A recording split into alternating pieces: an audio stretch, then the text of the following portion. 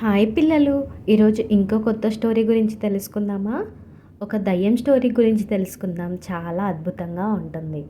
So స్టోరీలోకి వెళ్ళిపోదామా? ఒకప్పుడు రామాపురం అనే చిన్న పల్లెటూరు ఉండేది. ఆ ఊరు శివార్లో ఒక భయంకరమైన చింత చెట్టు ఉండేది. ఆ చెట్టు మీద ఒక దయ్యం ఉంటుందని అందరూ చెప్పుకునేవారు. రాత్రి అయితే ఎవరూ ఆ దారి గుండా వెళ్ళేవారు కాదు. రాత్రి సమయంలో అక్కడ భయంకరమైన శబ్దాలు వినిపిస్తూ ఉండేవి. ఆ దయ్యం అరుస్తూ ఉండేది. అదే ఊరిలో సూర్య అనే ఒక మొండివాడు ఉండేవాడు. అతనికి దయ్యాలంటే నమ్మకం లేదు, అసలు భయం కూడా లేదు. ఒకరోజు వాళ్ళ స్నేహితులు కలిసి ఇలా చెప్తారు, ఒరేయ్ సూరి, ఊరి బయట చెట్టు మీద దయ్యం ఉంటుందంటరా, మనం రాత్రి సమయంలో ఇలా బయట తిరగడం మంచిది కాదురా అని అంటాడు.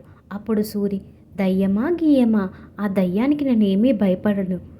కావాలంటే ఈ అర్ధరాత్రి ఆ చెట్టు కింద వెళ్ళి ఒక మేకు కొట్టి వస్తాను అని వాళ్ళ స్నేహితులతో పందెం కాస్తాడు. ఒరేయ్ సూరి, చూద్దాం కానీ జాగ్రత్తరా, అక్కడ రియల్గానే దయ్యం ఉంటుందంట. నాకేమీ భయం లేదు, నేను వెళ్ళి మేకు కొట్టేసి వస్తాను చూడండి అని వెళ్ళిపోతాడు.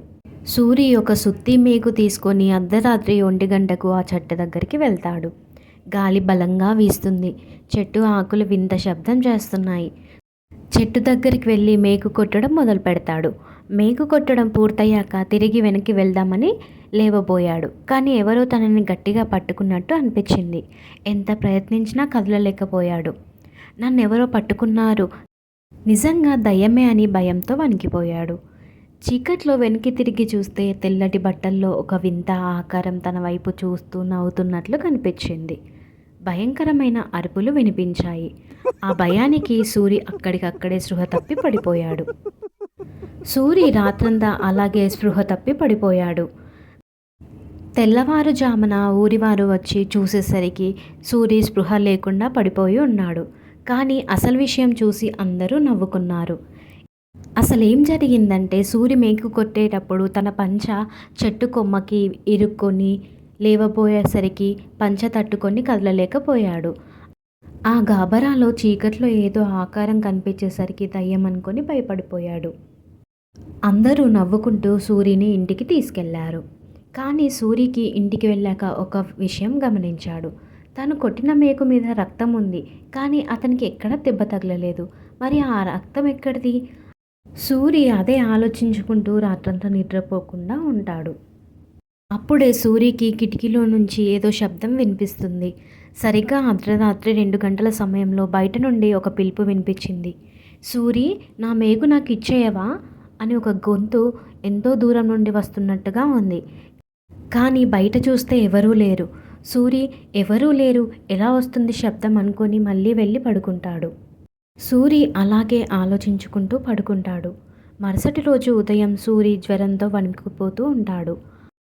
సూరి ఆ రోజంతా అలాగే పడుకొని ఉంటాడు.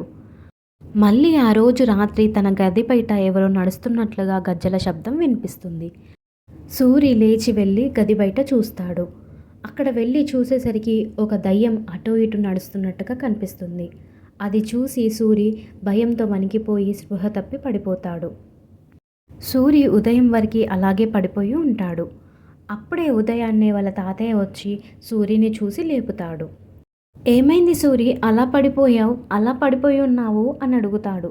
అప్పుడు సూరి జరిగిన విషయమంతా వాళ్ళ తాతయ్యకి చెప్తాడు. అప్పుడు సూరి వాళ్ళ తాతయ్య సూరికి ఒక రహస్యం చెప్తాడు. ఆ రహస్యం ఏంటి, సూరిని ఆ దయ్యం ఎందుకు వెంబడిస్తుంది, నెక్స్ట్ పార్ట్లో తెలుసుకుందాం. పిల్లలు, ఈ స్టోరీ మీకు నచ్చిందా? నచ్చితే BRR టీవీ ఛానల్ని సబ్స్క్రైబ్ చేసుకోండి.